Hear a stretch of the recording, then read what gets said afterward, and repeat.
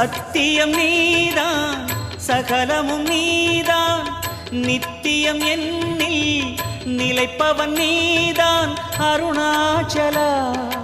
உனை நாடினேன் அருணாச்சலா உனை நாடினேன் சிவலீலை செய்யாமல் சிறு ஏனையாட்கொள்ள சிறிதேனும் தயவோடு அருள்வாயப்பா சிறிதேனும் தயவோடு அருள்வாயப்பா